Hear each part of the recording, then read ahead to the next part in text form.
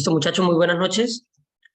Vamos a ver hoy este tema. Este tema es cortico, pero es muy importante. Sale mucha pregunta de este tema. La ley 1826 del 2017, esta ley es el sistema o el procedimiento penal abreviado. ¿Qué es esto? ¿Qué es este procedimiento? Es una adecuación que se le hizo o que se le anexó, digamos, un libro que se le anexó a la ley 906, que es el procedimiento penal. Entonces, se le trató de ayudar a ese procedimiento ordinario que se realiza. Entonces, se vio que algunas, digamos, delitos que se llevaban ordinariamente, eh, no necesariamente tenían que llevar tanto procedimiento porque era un desgaste para los funcionarios y un desgaste en papelería, digamos, en temas administrativos, demasiado papeleo y demasiadas audiencias y demasiado tiempo para poder ver unos delitos que no eran tan lesivos, que no hacían tanto daño. Un ejemplo, tenemos el delito de injuria, calumnia, lesiones personales, el hurto simple por menor cuantía, ¿sí? Son algunos delitos que, digamos, que se les puede dar un manejo más sencillo, digamos, se podrían investigar de una forma más práctica, ¿sí? Entonces, eso es lo que busca este procedimiento, el abreviado. Él busca disminuir las audiencias y busca que todo sea con mayor celeridad, que sea más rápido, para que así la persona que está siendo investigada, pues más rápido se le solucione su situación, digámoslo de esta forma, y también la persona que fue víctima pueda más rápido encontrar justicia, ¿sí? Este procedimiento pues tiene unas características diferentes a los otros procedimientos. Digamos, en el procedimiento ordinario, en la 906, en el procedimiento penal, se habla que hay 5 audiencias, ¿cierto? Y, digamos, todas tienen un tiempo de distanciamiento para poderse realizar. Cada una son 30 días para poder realizarse la audiencia. Hay 3 que se hacen unidas, que son, digamos, la de la captura, legalización de captura, imputación de los cargos, ¿cierto? Que se le hacen ahí en el mismo momento, ¿cierto? Estas audiencias, en este procedimiento se puede hacer, porque cuando hay flagrancia se hacen las audiencias, pero ya no se va a hacer la audiencia de acusación, la preparatoria de juicio oral, ¿cierto? Sino que se va a hacer unificada, se va a hacer una que se llama concentrada. Entonces, eso es lo que va a tratar de hacer el procedimiento penal abreviado. Entonces, ¿para qué se crea? Se crea para descongestionar el sistema penal, ya que habían demasiadas investigaciones con tantas audiencias. Eso lleva a que los funcionarios estén muy ocupados y la justicia se demore mucho, ¿no? Aquí como tal, ¿cómo se va a desarrollar? Entonces, decíamos la clase pasada que era querella. Pero no está Tamara. ¿Y se acuerda qué es querella? No, profe. ¿No? Juan estuvo la clase pasada. ¿Se acuerda qué es querella?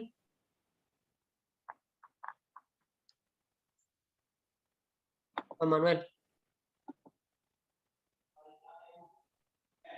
No, bueno, no hay problema.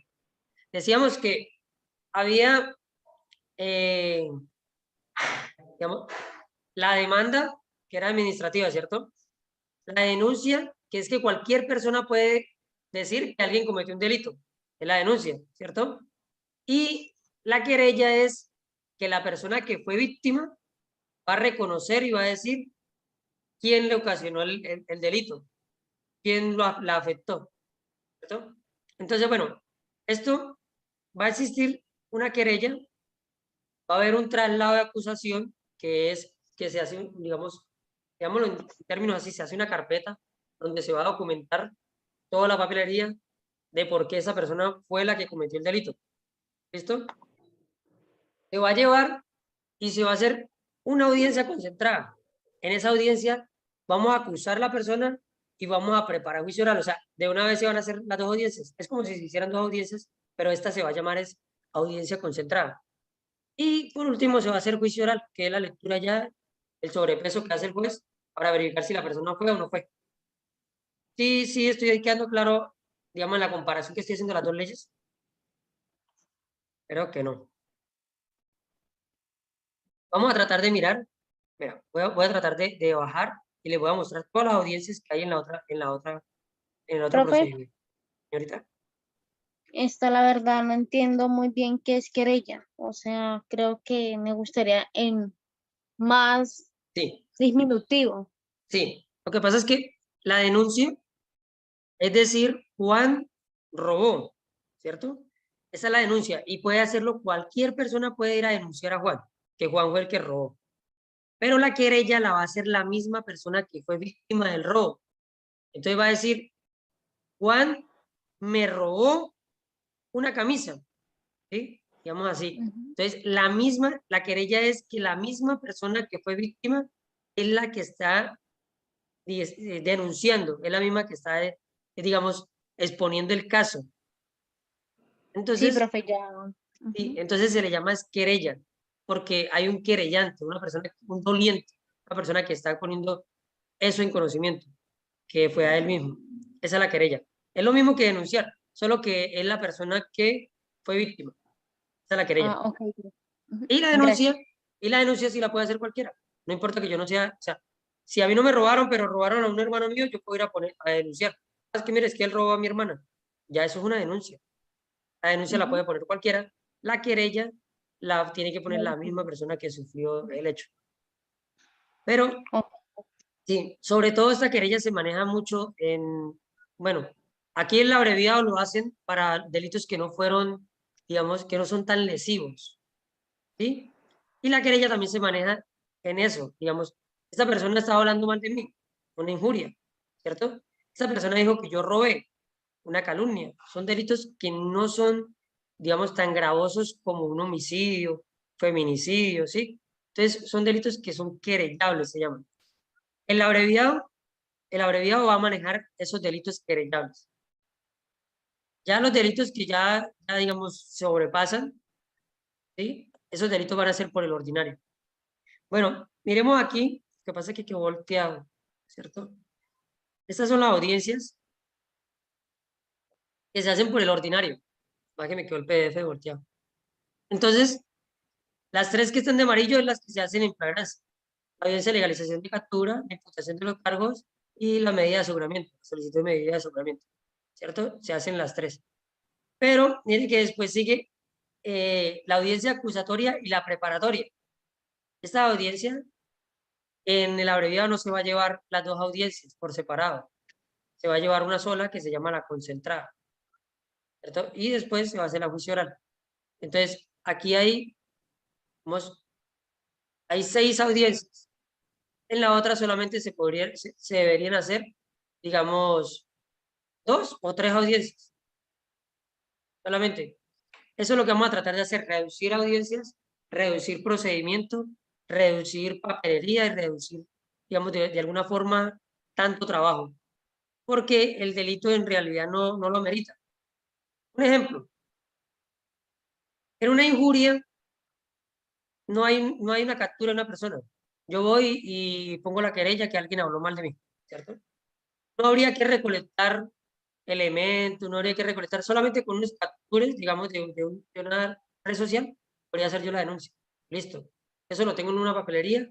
El juez verifica si es verídico, ¿no? Mira si sí es verdadero ese documento, ¿no? Y ya con eso él podría decir, sí, es culpable o no es culpable. No sería como un homicidio, que tendríamos que ir a esclarecer huellas, tendríamos que ir a mirar el arma, tendríamos que ir a mirar el lugar digamos, de los hechos, ir a tomar entrevistas, digamos, y verificar cámaras, ¿sí? Sería un trabajo que sí ameritaría llevar todas estas audiencias. ¿Para qué? Para que en esas audiencias fuéramos descubriendo pruebas poco a poco, ¿cierto? En el acusatorio, en el abreviado no se necesita porque el delito, la verdad, el delito no es tan gravoso. Entonces, hay una pregunta en el examen que decía que qué delitos eran los que se iban a investigar por el procedimiento penal abreviado. Y la respuesta correcta era los delitos que tuvieran querella y otros y algunos que no tienen querella. O sea, esa es la respuesta. En realidad, eso es lo que se va a hacer. Allá nos colocaban que si eran los que tenían menos de 5 años, que si eran los que tenían intramural, que si eran... Pero no, la respuesta correcta es conductas punibles que requieren querella. Esa sería la respuesta.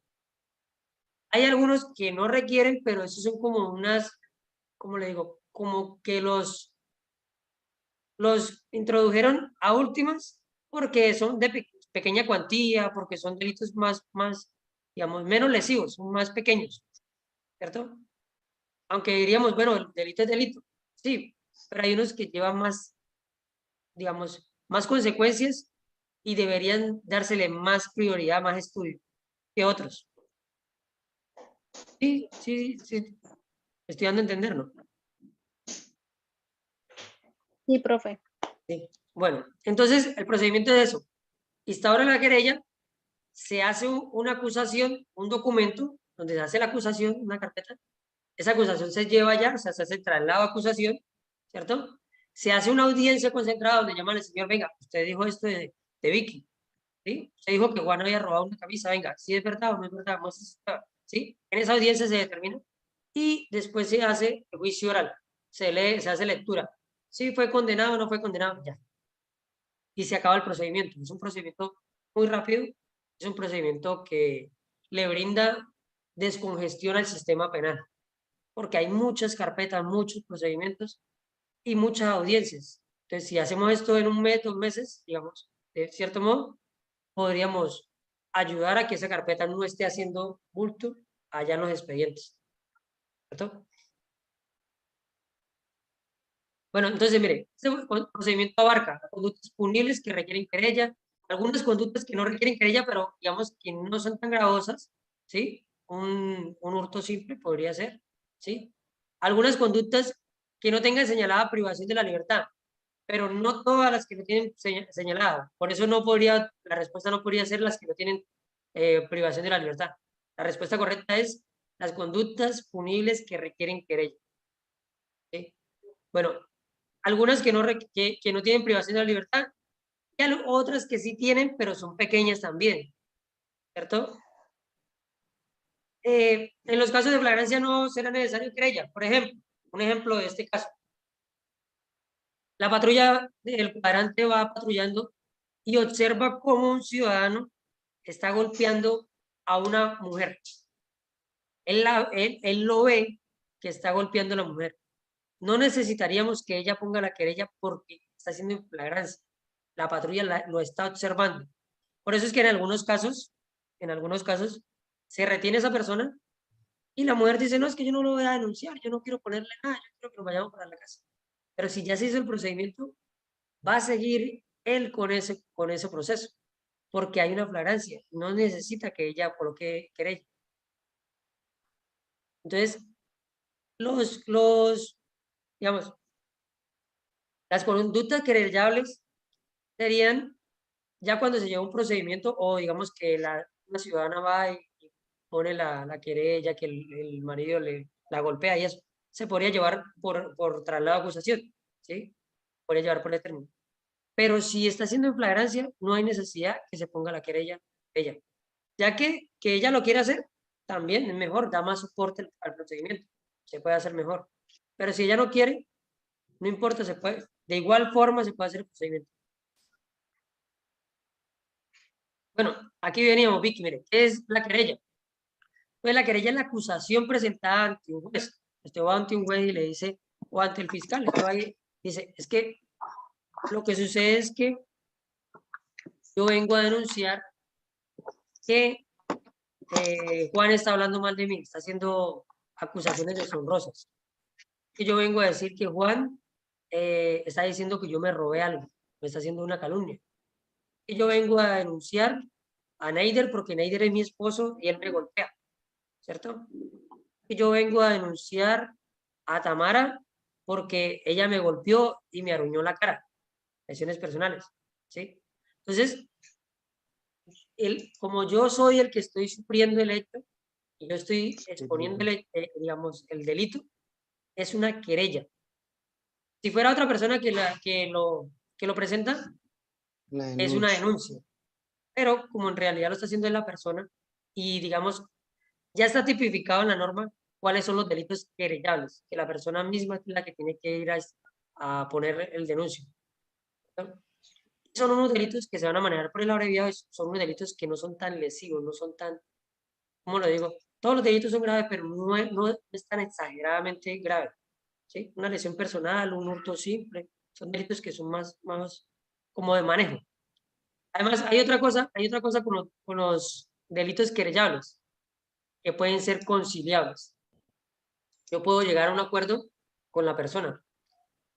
Usted ya no nos volvemos a agredir, usted me va a pagar, me va a indemnizar y arreglamos. Listo, usted me robó un celular, ¿sí? Ahí podría ser por la brevedad, un celular.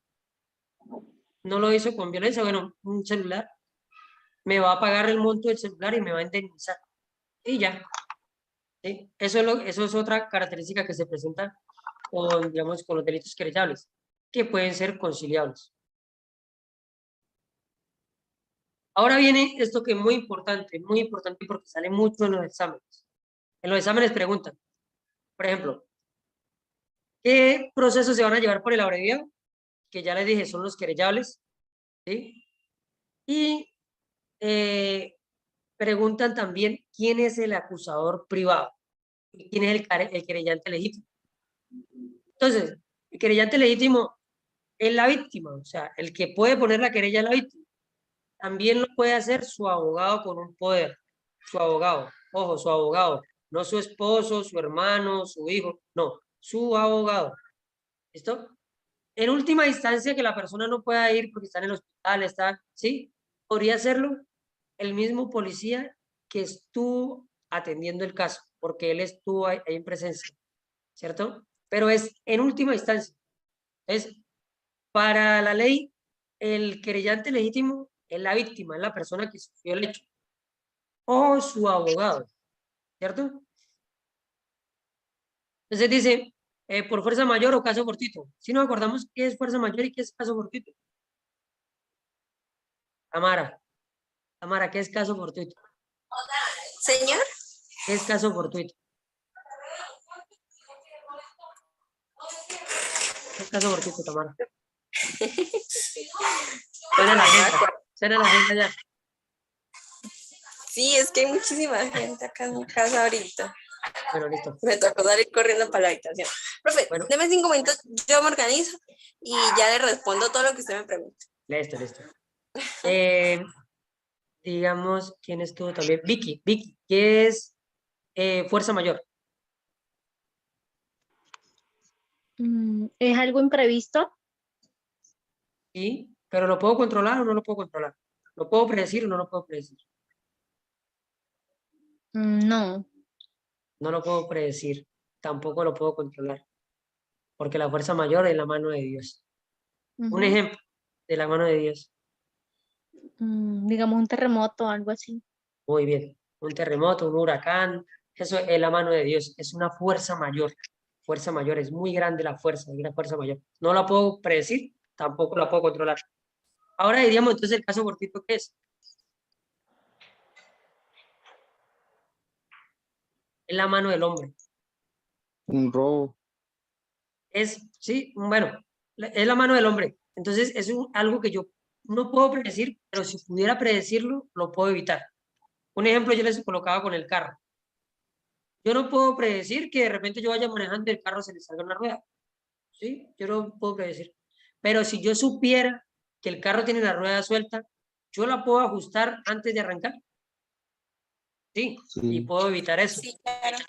Entonces, los casos fortuitos sí los podría evitar. Los casos de fuerza mayor no los podría evitar.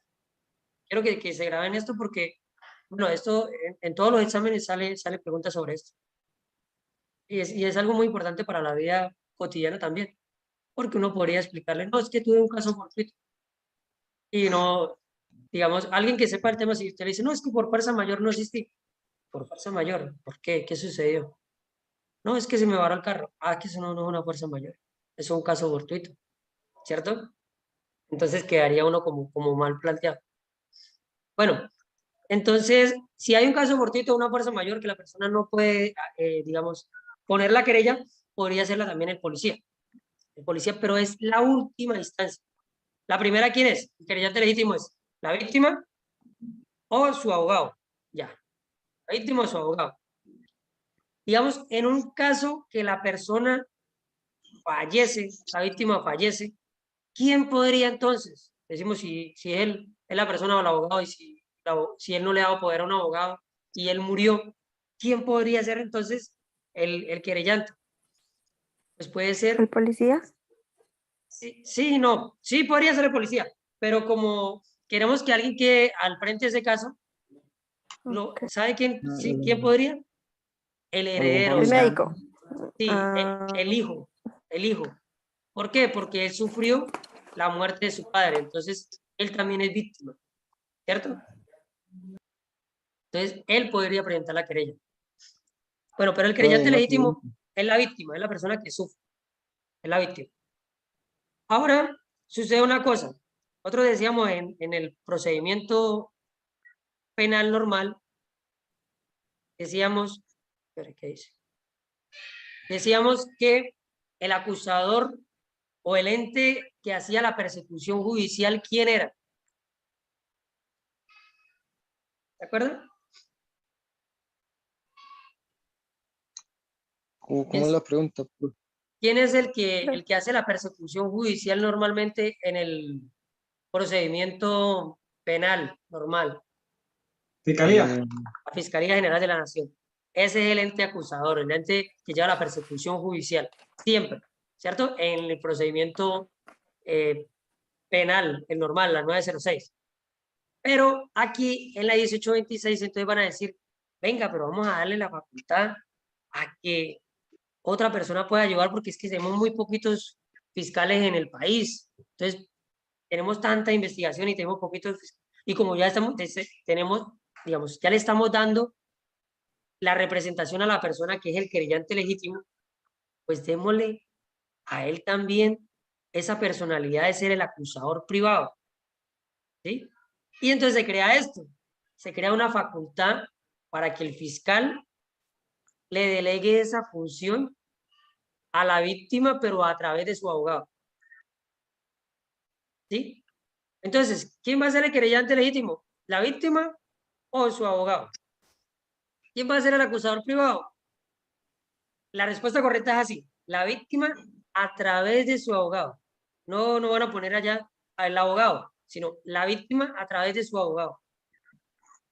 No va a ser la víctima ella sola, porque ella no puede hacer el acusador privado, pero ella sí lo va a hacer a través del abogado.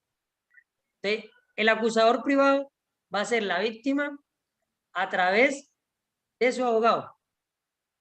Entonces, mire, está facultado legalmente para ejercer la acción penal de la víctima, su representante. Pero en realidad, la respuesta es así. La víctima a través de su abogado o en representación de su abogado, ¿cierto?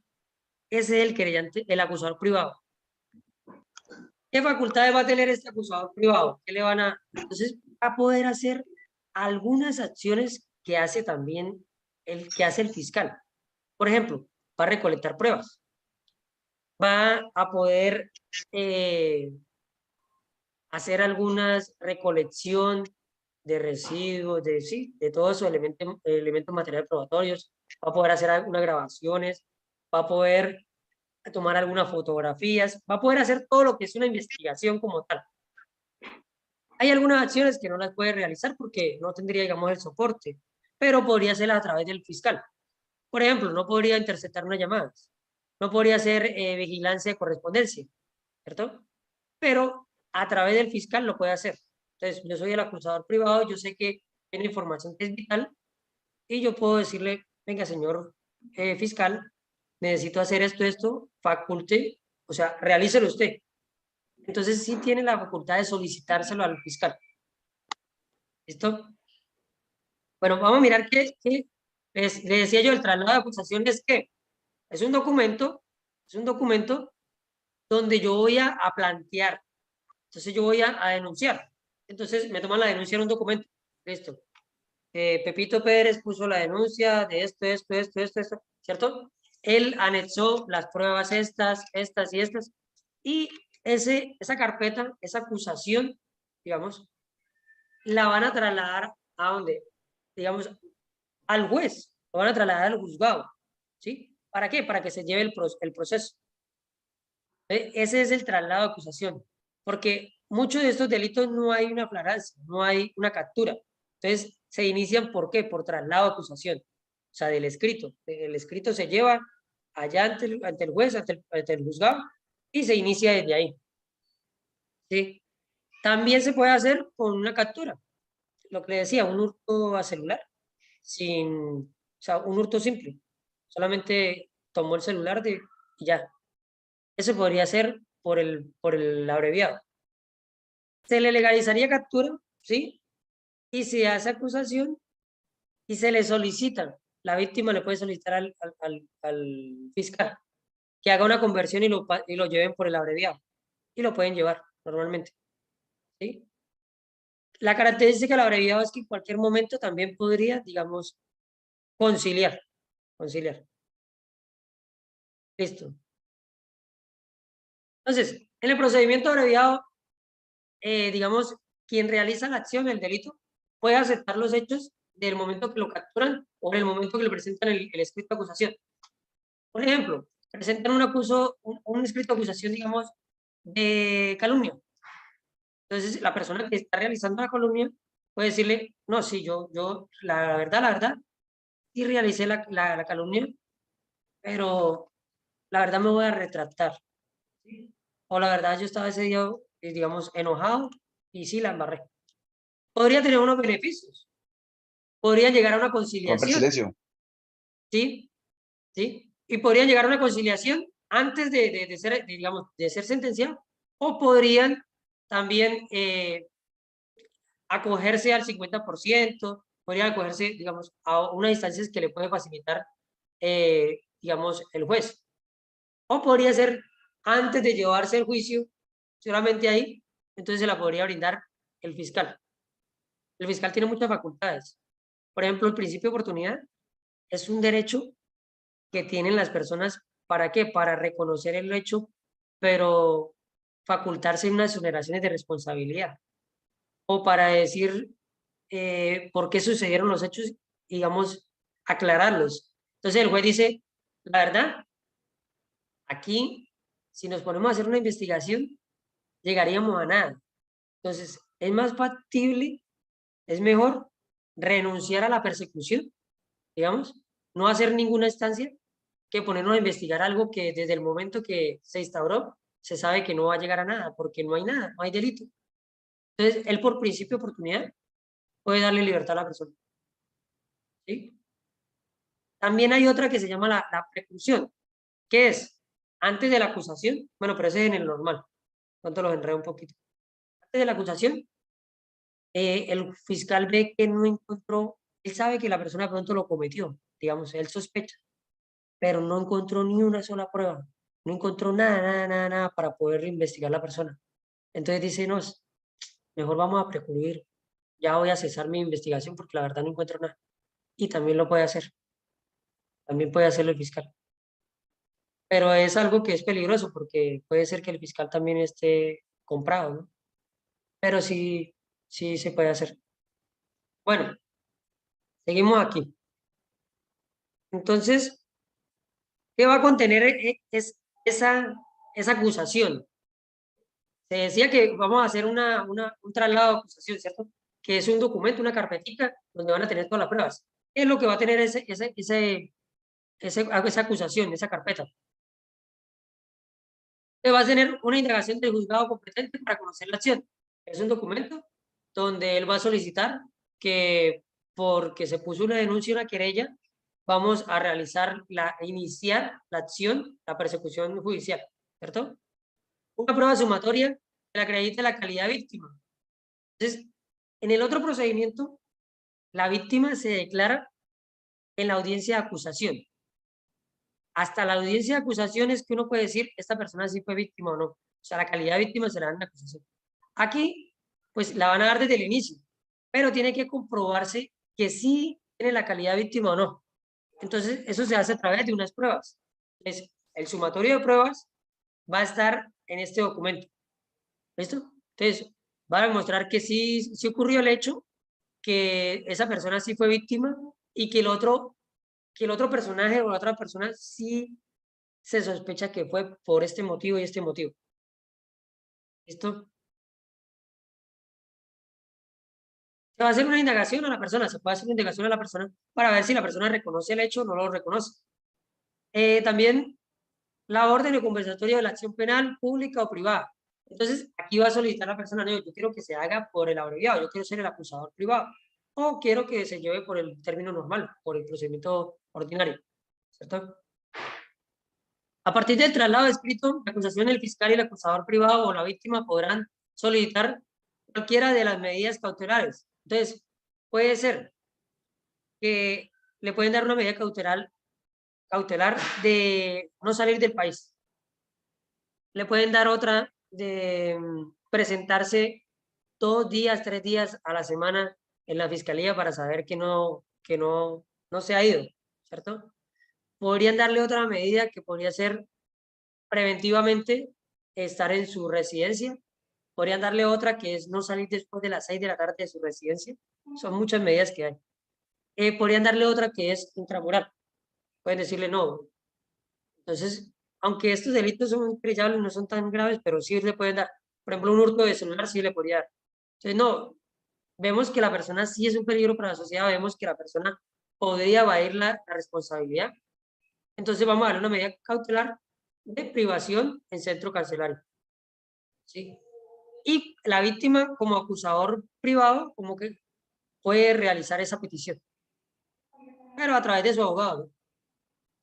Esos casos tienen que tener un buen abogado, porque el abogado tiene que saber plenamente lo que hace, saberse bien esta norma y saber bien el procedimiento para poder, en corto tiempo, poder llegar a, digamos, a ganar el caso, pero en muy corto tiempo, porque de eso se trata el abreviado, que se le dé celeridad, que sea rápido. ¿Listo? Bueno, la aceptación de los cargos, entonces la persona, sí, yo acepto los cargos, venga, hacemos un acuerdo, entonces 50%, o venga, yo lo indemnizo, o venga, pueden existir varias cosas, porque la querella se puede retirar. ¿Cuándo? Esto es prueba de examen. ¿Cuándo se puede retirar la querella?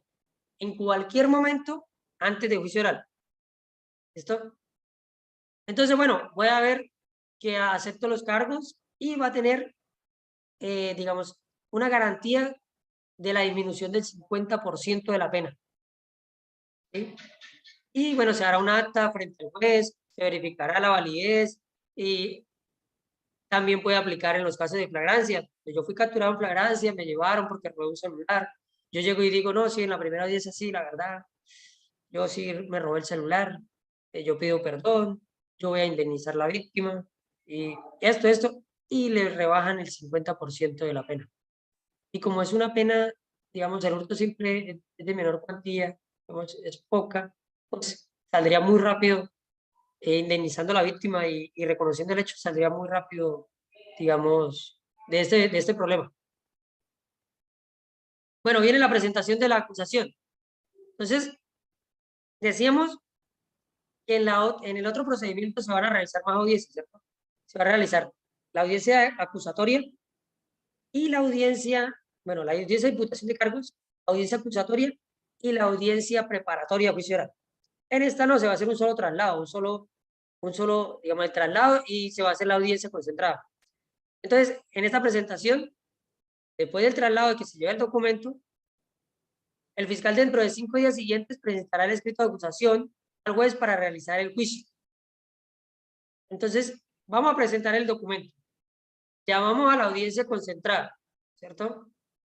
Hacemos la audiencia concentrada, bueno, a la audiencia concentrada vamos a tener 30 días. Hacemos audiencia concentrada y después de audiencia concentrada, como ya no hay nada más que decir, llamamos a juicio oral 5 días y ya salimos digamos, de todo eso. Por eso es que esta ley busca es descongestionar, porque es muy rápido. El procedimiento va a ser muy rápido. Bueno, entonces los elementos que va a haber en la presentación de la acusación. El escrito de acusación, van a hacer la lectura del escrito de acusación.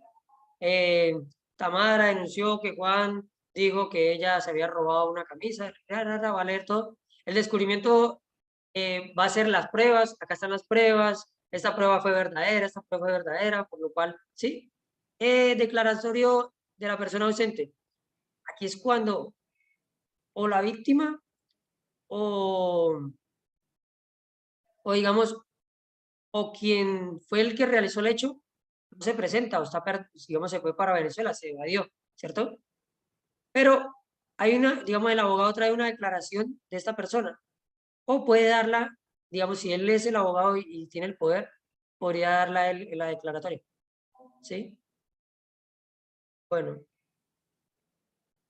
ahora vamos a lo que es la audiencia concentrada, que en sí es lo que viene esta ley, que el traslado, el traslado de acusación, del escrito de acusación, en realidad no es mucho, porque en realidad también en las otras también habría un soporte documental que tiene eso. Entonces, lo verídico en esta ley, en este procedimiento abreviado, es la audiencia concentrada, porque se va a hacer la imputación. ¿Qué es imputar? Es decir, esta persona cometió el hecho, ¿cierto? Va a decir, se cometió un delito de hurto y se sospecha que esta persona, estoy imputando a él el hecho.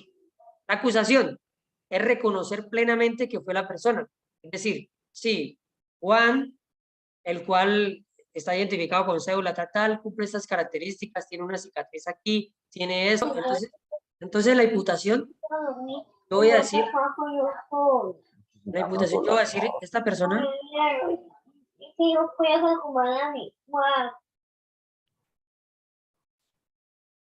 en la imputación yo voy a decir, esta persona creo que fue quien realizó el delito de hurto. Yo le voy a imponer un delito a él. En la acusación lo voy a reconocer plenamente. Entonces yo voy a decir, bueno, Juan, quien tiene estas características, está identificado con cédula tal, es de la ciudad tal, padre de tal, hijo de tal, ¿sí? Que tiene estas características, que tiene los ojos así, las cejas así, que lo voy a individualizar completamente, tiene un tatuaje que dice amor aquí en el brazo, ¿sí? Estas cosas, él fue el que realizó el delito. ¿Por qué? Porque él se encontraba el 25 de abril de 1995, siendo las 6:45, en tal lugar, y fue el que realizó el hecho. Entonces yo lo voy a ubicar a él en tiempo, en modo, en lugar, y lo voy a identificar e individualizar.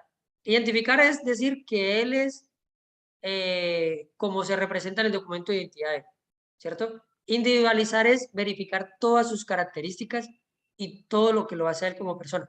¿Listo? Entonces, en la acusación yo voy a hacer todo eso y voy a demostrar plenamente, voy a tratar de demostrar que él fue, ¿cierto? En la audiencia preparatoria yo voy a dejar por sentada claras mis pruebas para que no me las refuten y voy a refutar las pruebas contrarias. ¿Para qué? Para ya dar una verdad de lo que yo estoy diciendo, ¿cierto? Pero todas estas tres audiencias las vamos a hacer en una sola, que acá se va a llamar la audiencia concentrada. Entonces yo voy a decir de una vez, Juan fue el que cometió el delito, él estaba en ese lugar, voy a decirlo todo de una vez, voy a mostrar todas mis pruebas y en ese mismo lugar también voy a rechazar las pruebas del, digamos, del otro, ¿sí? Del victimario o de la parte contraria y voy a presentar mis pruebas y demostrarlas que son verdad mis pruebas. Eso es lo que se va a hacer en la audiencia concentrada. Todo se va a hacer de una sola vez. ¿Por qué se puede hacer todo de una sola vez? Porque son delitos pequeños. Si fueran delitos grandes, un feminicidio con arma blanca, con 3 lugares de los hechos, donde mataron a la persona en un lado, la arrastraron y la llevaron a otro lugar, tendría que llevar muchas pruebas, tendría que llevar mucho documento. Esto no se podría hacer, digamos, en un procedimiento con un delito así. Pero en un delito simple de injuria, calumnia y una lesión personal, sí se podría demostrar fácilmente y podría hacerse la concentrada. Por eso se realiza. Bueno, el juez procederá a que en la audiencia concentrada, a interrogar al indiciado, ¿cierto? A la persona que se sospecha que fue quien realizó el delito, ¿sí? Se hará el reconocimiento de la víctima. Entonces el juez va a decir, por lo que yo he verificado en el soporte, por lo que he verificado en la acusación, sí, esta persona es la víctima, esta persona sufrió por esto y fue perjudicada en su personalidad, así, va a demostrarlo. Dará palabra a las partes para que expresen, espere que estoy acá tapando, para que expresen incompetencias, impedimentos y recusaciones. Aquí entonces podría decirse, digamos, yo podría decirle, no, pero es que yo lo robé, pero el abogado que lo está representando a él no puede. ¿Por qué? Porque él tiene, bueno, no sé, porque ellos son hermanos o ellos tienen, y va a haber algún, digamos, no va a haber, digamos, objetividad, o puede ser que él es familiar mío y estamos peleados. Puede haber cualquier circunstancia para que haya una incompetencia, ¿cierto? Para que haya un impedimento. Y las recusaciones se va a presentar es, usted me presenta una prueba y yo se la puedo refutar, se la puedo rechazar, o le puedo solicitar que no se tenga en cuenta por alguna cuestión. Va a haber una interrogatoria al fiscal si existen modificaciones. Entonces, es que esto se va más a largo. Digamos que el procedimiento se llevaba por ordinario y lo llevaba al fiscal, pero usted solicitó al fiscal que quería llevar la persecución, pero usted no supo llevarla y el fiscal volvió y se la retomó. Entonces, podrían acá indagar al fiscal por qué motivo volvió y rechazó. Eso se llama conversión y la otra es, bueno, no me acuerdo bien. Entonces, pero esto es más largo. Entonces, dará lugar a las partes, defensa, escura. Bueno, va a haber digamos, un descubrimiento de todas las pruebas. El juez va a esperar, va a decir que todas las partes, tanto digamos, el investigador privado, que ¿quién es el investigador privado, Juan? El acusador privado, ¿quién es? El abogado. El abogado de la víctima, ¿cierto? Entonces, él va a presentar las pruebas y por otra parte van a presentarle el abogado, pero de quien realizó el hecho, o sea, de quien está siendo investigado, ¿cierto? Ambos van a presentar las pruebas y se va a verificar si las dejan como soporte de prueba o no. Las partes van a refutarlas, van a rechazarlas y el juez va a decir cuál prueba acepta y cuál prueba no acepta. Bueno, solicitan pruebas, dan la palabra para proponer nulidades. Entonces, lo que yo le decía, aquella prueba no puede ser porque no fue obtenida de una forma legal, ¿cierto? Esta prueba no la acepte, señor juez, porque no tiene cabida aquí. Bueno, cualquier cuestión que pueda hacer las nulidades. El juez se pronuncia sobre estas pruebas. Va a decir, va a estar de acuerdo con una prueba o no va a estar de acuerdo por un motivo, ¿cierto?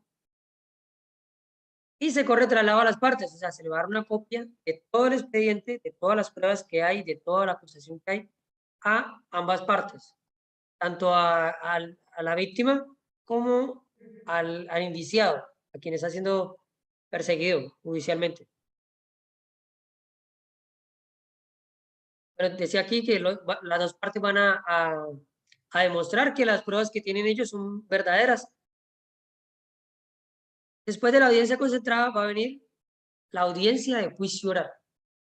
Esta audiencia de juicio oral, pues ya se ha dicho todo, sería prácticamente solamente el sobrepeso, la ponderación de las pruebas de cada parte. El juez dice, por esta prueba y esta prueba,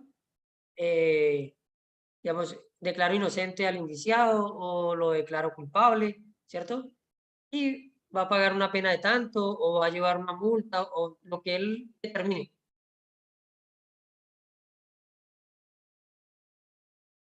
Bueno. Las causales de libertad.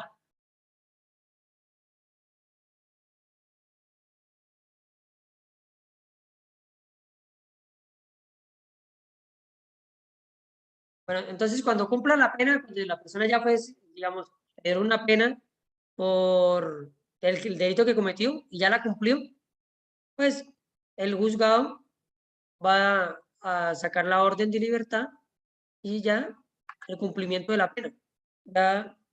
Ya digamos, va a retomar su vida normal porque ya cumplió y pagó el hecho que él realizó.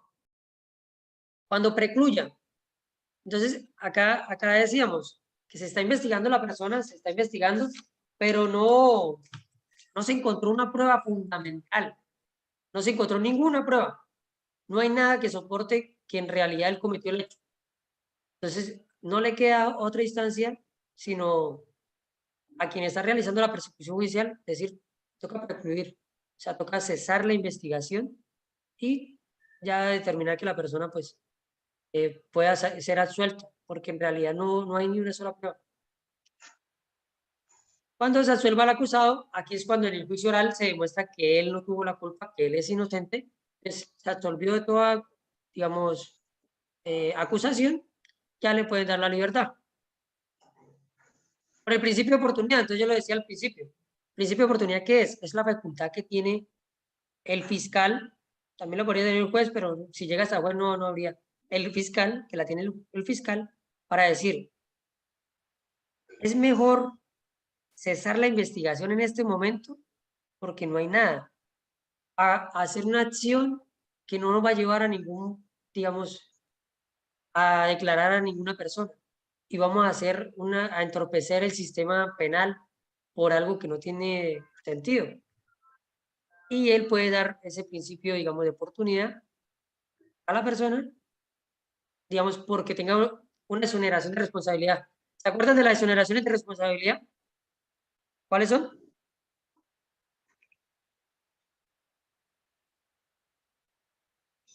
¿Quién se acuerda? Cierra. ¿Cómo es la pregunta, profe? ¿Se acuerda de Esas no son las, los causales perdón, de exoneración de responsabilidad? yo me las Bueno, Tamara, ¿cuáles son? extractivo, pertenecer, ¿sí son No, esas? no, esos son ¿No? los causales para el fuero penal militar. Digo Ah, aquí la exoneración de responsabilidad. O sea, ¿por qué motivo le van a decir que no tiene la responsabilidad a usted? Lo decíamos cuando alguien que jugó a otro y eso. Allá estaban las exoneraciones de responsabilidad. tampoco entré temprano. No, pero era otra clase. Bueno, era el caso fortuito y la fuerza mayor era una causal de exoneración de responsabilidad, ¿cierto? Otra exoneración de responsabilidad es cuando estén en cumplimiento de un deber legal. Decíamos que el policía que mata a un delincuente está cumpliendo su deber. No hay por qué pagar un homicidio, porque está cumpliendo su deber. Decíamos que cuando hacía una actividad legal que puede ser cultural o deportiva, ¿se acuerdan? El boxeador que le pega un puño a otro y ese muere, está cumpliendo con una actividad lícita, legal, no hay problema, ¿cierto? Cuando ¿hay qué? Cuando hay permiso de la persona, de la víctima. ¿Cómo se llama? No me acuerdo ahorita. Pero cuando hay permiso de la persona, de quien está sufriendo la víctima, un consentimiento, también había exoneración de responsabilidad. ¿Por qué? Porque la misma persona está dando por hecho, pero yo aclaraba, esto no sucede con las menores de 14 años o las menores de 18 años en tener relaciones sexuales, que, ay, no, es que ella quiso y ella, entonces no hay problema. No, porque ya no tienen la determinación para poder, o sí tienen, pero ante la ley no, ante la ley no tienen para ella poder decir que sí quieren.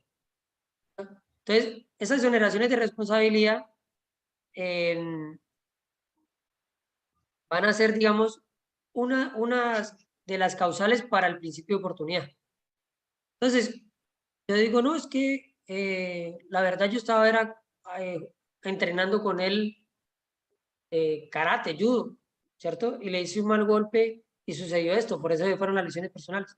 Entonces dice, bueno, yo para qué, dice el fiscal, yo para qué voy a perseguir a un señor si después él me va a decir que fue una exoneración de responsabilidad porque están haciendo una actividad deportiva y en realidad lo que se ocasionó no fue grave. Entonces, el fiscal puede dar un principio de oportunidad y cesa la investigación.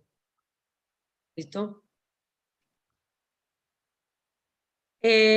Cláusula de acuerdo. Entonces, lo que le decía, la persona dio un consentimiento, llegaron a un acuerdo, ¿sí? O en este o digamos, hay una lesión personal. Juan, Tamara discutieron y ella le rasguñó la cara. Él presentó las lesiones personales, pero cuando llegaron allá, ella dijo, venga, es que la verdad yo trabajo en la alcaldía, a mí no me sirve esto. ¿Cuánto pide usted? Y cerramos el caso, ¿cierto? Él le dice, no, yo la verdad dejé de trabajar 3 días, yo me gano 100 por día, deme 300, y ella se los da. Llegaron a un acuerdo, hacen una cláusula, un acta, y ya, desistieron las partes. ¿Sí? Cláusula de acuerdo. Y por este motivo también se le podría dar, digamos, libertad o absolver a la persona. Ya no hay problema. ¿No? Bueno, estos tiempos, los que vienen aquí, una persona no puede pasar privada de la libertad más de 180 días. ¿Sí? Y digamos, si se hizo la acusación y pasaron 70 días y no ocurrió la concentrada, digamos que hay una medida cautelar de estar privado de la libertad. Y sucedieron 70 días y no se hizo la audiencia concentrada, sale por vencimiento de términos. O si se hizo la concentrada y pasaron 30 días y no se hizo juicio oral, vencimiento de términos. O si se hizo juicio oral y no se hizo traslado de sentencia, la lectura de sentencia, también vencimiento de términos y sale en libertad. ¿Sí, Habeas corpus, señor? el habeas corpus no pega ahí. El habeas corpus también, pero bueno, el habeas corpus, pero es que si hay un acuso, digamos, un traslado de acusación, es porque sí están demostrando que la persona de pronto sí fue. Entonces sí habría como una forma de... Bueno, pero el habeas corpus por las 36 horas también podría ser, también se puede dar, porque capturamos a alguien en flagrancia, pero pasaron 36 horas y no le hicimos la audiencia, ¿cierto? La de legalización de captura. Habeas corpus y sale, la persona queda en libertad. Ahí bueno, el problema lo tendría el policía por dejar pasar el tiempo. Listo. Aquí es la destrucción de elementos. Elementos que sean incautados de igual forma como en el ordinario y también aquí en el abreviado, como las armas blancas, las armas de fuego y todo eso, después de que son examinadas, de que se hace el juicio oral, de que se llevan las pruebas, de que se llevan y se guardan en un laboratorio y en una bodega de evidencias, ¿sí? Para llevar la investigación. Pero ya se llegó a un juicio, se hace una orden de destrucción de todos estos elementos, ¿sí? Pero esa destrucción la hará ya el ente que es la fiscalía, ¿sí? Digamos, ellos son los que realizarían esta destrucción. La reparación integral. Entonces, si llegamos a una investigación y si se sentencia una persona, la persona puede solicitar que se le indemnice, puede solicitar que le pidan disculpas o perdón, que pidan perdón públicamente. También puede solicitar eso. ¿Sí? El acusador privado podrá formular presunción de reparación dentro del proceso. Entonces siempre va a poder presentar eso. Va a decir, es que mi víctima quiere que a él se le pida perdón. Mi víctima quiere que a él se le reconozca. Él lo que quiere es que la persona que hizo el hecho le reconozca que sí lo hizo. Y eso lo puede formular. La reparación integral. Bueno, para tener en cuenta, en el procedimiento penal abreviado se reduce el número de audiencias del procedimiento ordinario. El proceso penal comienza formalmente con el traslado del escrito de acusación, se realiza el fiscal al posible autor y al defensor, o sea, al abogado defensor.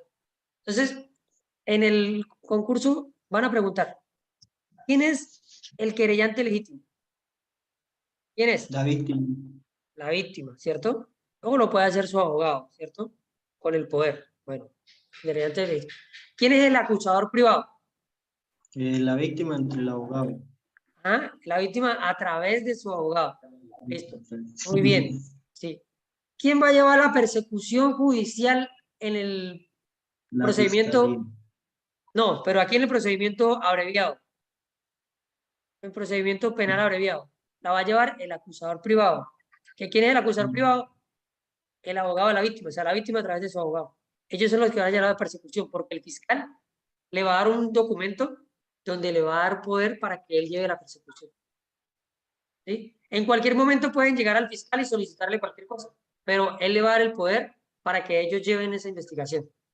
Hay unas cosas que no las pueden hacer. otras que sí pueden realizar normalmente, la investigación la pueden hacer, pero hay unas cositas que no la pueden hacer, no tienen o sea, como que no les alcanza el poder o la facultad que les dan para realizar esas acciones. ¿Sí? Otras sí las podrían hacer. ¿Qué otra cosa? Por ejemplo, hay una pregunta del examen que decía, María fue víctima de lesiones personales, por lo cual Juan, que es su esposo, decide interponer querella. Y dice, bueno, la pregunta era que el fiscal le recibe esta querella y lo nombra el acusador privado. Este procedimiento está mal realizado, ¿por qué?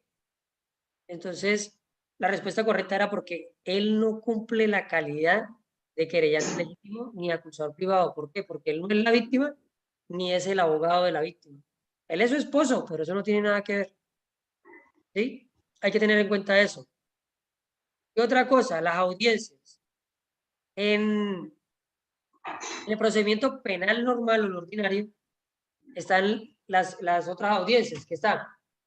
Las normales, que es legalización de captura y imputación de los cargos, ¿cierto? Y solicitud de medida de aseguramiento, se llaman las normales de la flagrancia. Después viene la formulación de acusación, la preparatoria y juicio oral, ¿cierto? Lectura del fallo.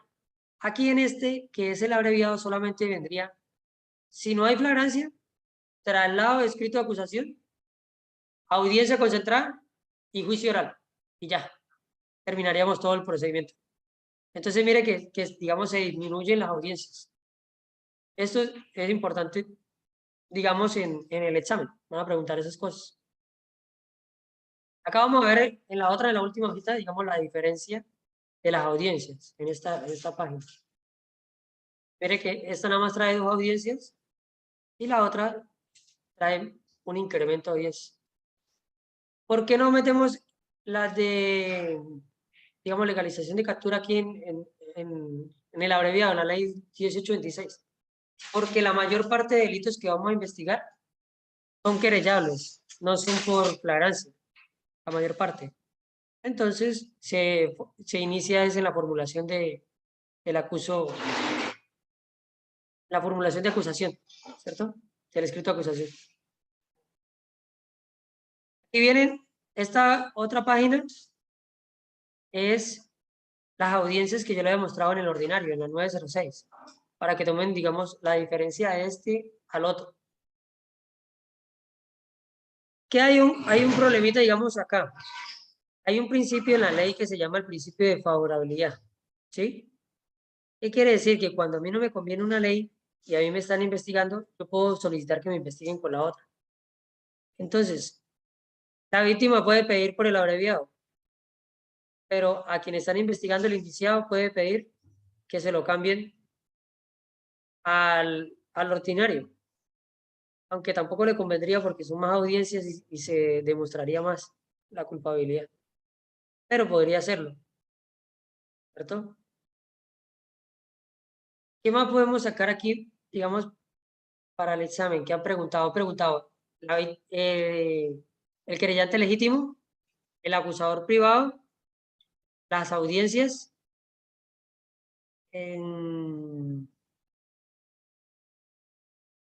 preguntado qué contiene o qué sería el escrito de acusación, ¿cierto? Pero había otra que lo preguntaron. Mira, hay otra cosita que preguntaron en la... bueno, el desistimiento de la querella.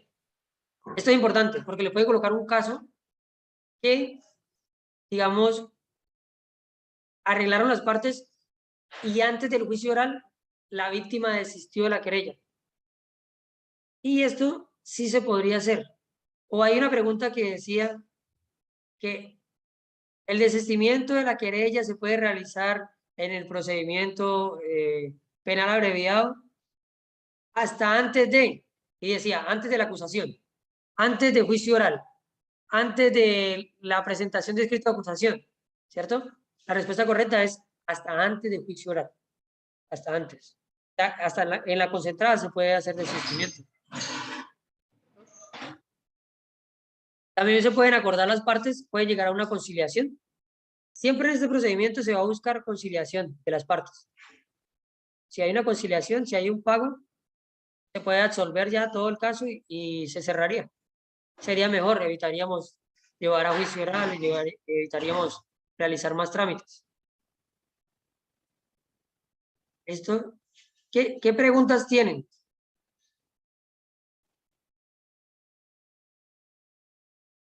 ¿Quién tiene preguntas? Profe, lo de los 180 días, de donde dice lo Ese es más abajo. ese es el tiempo para vencimiento de términos. Entonces, lo que pasa es que una persona no puede durar retenida, digamos, de una forma como injusta, entonces la ley le dice, bueno, vamos a dar un tiempo determinado para que lo puedan investigar. Y ese tiempo usted puede estar privado de la libertad. Si usted se pasa de ese término, pues, la verdad, vamos a darle el derecho que usted tome su libertad mientras lo siguen investigando. Eso no quiere decir que si sale por vencimiento de términos, usted ya queda suelto de la pena, que ya quede, digamos, libre y ya quede limpio, sin manchas. No, usted saldría, pero el proceso, digamos, de escrito, él seguiría, de documento seguiría, hasta que lo condenen o digamos, o lo vuelvan y lo llamarían, le sacaría una orden de captura y venga que usted tiene que pagar. Entonces, nadie, no puede superar, digamos, 180 días privado de la libertad por una medida cautelar sin que se le demuestre nada o sin que lo lleven a audiencia, ¿sí? Entonces le daría eso, vencimiento de términos, sale para su casa mientras lo siguen investigando. Aquí dan unos términos. Hacemos la acusación, pero para la acusación, para llevarlo a la concentrada, tenemos 30 días. La norma dice, bueno, tienen 30 días, pero vamos a darle 70, o sea, más de Gabela, 40 más de Gabela. Tienen 70 días para hacer la concentrada. No realizaron la concentrada en 70 días. Listo, démosle libertad a este muchacho porque acá injustamente no porque él cometió el delito, pero está demasiado tiempo y no se le soluciona, ¿cierto? O digamos que se le hizo la concentrada y de la concentrada a juicio oral tienen 5 días, pero acá nos dieron 30 días y no se le hizo juicio oral. Entonces, bueno, vamos a darle libertad a este muchacho. Pero el procedimiento sigue, ¿cierto? Se le hizo juicio oral, se condenó, pero no se le hizo lectura, no se hizo el traslado de sentencia para, digamos, comenzar a descontar los días. Pasaron 75 días, también se le da libertad al muchacho. ¿Cierto? Causales de libertad. Entonces, decía, un compañero ahí decía que la habeas corpus, ¿sí? Pasaron 36 horas y no se le hizo audiencia. Libertad. Cuando cumplió la pena, dijeron que eran 3 años de pena, cumplió los 3 años, se le da la vuelta de libertad. Listo. Cuando precluyan, precluir es que el fiscal o el acusador privado no encontró pruebas, no encontró ni una prueba para decir que esa persona fue. Y si a usted no se le demuestra que es culpable, usted es inocente. Entonces precluye y sale en libertad. Cuando se absuelva al acusado, entonces, pues el juez verificó las pruebas en juicio, vio que no, quedó absuelto de toda responsabilidad, boleta de libertad, ya salió. Ahí sí queda limpio y sin mancha, ahí sí queda sin ningún problema, ¿cierto? Quedaría una anotación, pero no es algo penal, quedaría de que usted tuvo el procedimiento, pero no quedaría que fue sentenciado. Usted no quedaría una... por principio de oportunidad, aquí es el fiscal el que tiene la determinación, el que tiene la facultad para poder decir, es que, ¿para qué nos vamos a votar y vamos a perseguir y vamos a hacer si ahí no hay nada? Y él va a poder, él tiene que demostrarlo, tiene que escribirlo y soportarlo porque lo hace, pero es una facultad que tiene el principio de oportunidad. Y cuando hay una cláusula de acuerdo, las dos partes se pusieron de acuerdo en alguna circunstancia y ya llegaron a digamos, bueno, vamos a acordar, esto antes de juicio oral, vamos a acordar, usted me paga tanto y vamos, y usted me pidió disculpas y esto hacemos, y pueden arreglar cuando es conciliable, ¿no? Hay cosas que no son conciliables, toca, pero hay unas que son conciliables, se puede arreglar. Es dependiendo el caso. ¿Quién tiene otra? Es que este tema es cortico. Esto, ¿para qué se, digamos, se crea esta ley? Para descongestionar el sistema judicial. ¿Cómo se desarrolla? se hace la querella, traslado de acusación, audiencia concentrada y ya el juicio oral. Terminamos. Esto también es pregunta. ¿Cuáles son los delitos que se llevan a través del procedimiento penal abreviado? La respuesta correcta es las conductas punibles que requieren querella o que son querellables. Esa es la respuesta. Aun cuando hay otras que no son querellables, que también están aquí, pero la respuesta es esa. Porque todas las que son querellables se llevan por aquí. ¿Sí? ¿Qué sucede? Acá hay unas que no señalan privación de la libertad, pero unas poquitas. Las otras demás son por el ordinario. Hay unas que sí tienen pena de prisión, pero son unas poquitas. Las otras son por ordinario. Entonces, la única que cumple totalmente la condición es las querellables. Todas digamos, las conductas que son querellables se llevan por aquí, por el abreviado. ¿Por qué? Porque es un delito, digamos, menor, un delito que no lesiona tanto el orden jurídico, que no es tan dañino, que no es tan malo. ¿Listo? Se pregunta qué es la querella. Entonces, es la acusación, es la denuncia que presenta la misma víctima. ¿Quién es el querellante legítimo? Decíamos que es la víctima, ¿sí? O su abogado. En última instancia, el policía. En última instancia, por un caso fortuito o fuerza mayor. Y si la víctima o el querellante muere, serían sus herederos, sus hijos, serían los querellantes legítimos. ¿Listo? ¿Quién es el acusador privado? Es la víctima a través de su abogado. Esa es la respuesta correcta. ¿Listo? ¿Dónde inicia el procedimiento penal abreviado? En el traslado de acusación. Formalmente inicia ahí, en el traslado de acusación. ¿Listo? ¿Hasta cuándo se puede desistir de la querella? Hasta antes, en cualquier momento. La respuesta correcta es en cualquier momento, hasta antes del juicio oral. Y bueno, esto de las audiencias. La otra tiene 5 audiencias, esta tiene solamente 2 audiencias. ¿Listo? Y ya, muchachos. Aquí vendríamos después, vamos a ver, digamos, el procedimiento de responsabilidad por daño de bien, que también es cortico, pero lo quería como pegar aquí para hacer la clase un poquito más larga, pero entonces pues todos nos confundimos, porque acá también hay una exoneración de responsabilidad. Entonces mejor dejamos este tema que es cortico, dejamos hoy hasta aquí. Sí, sí quedó claro, quiero que todas las dudas que tengan me las digan a ver si. ¿Qué otra duda tiene?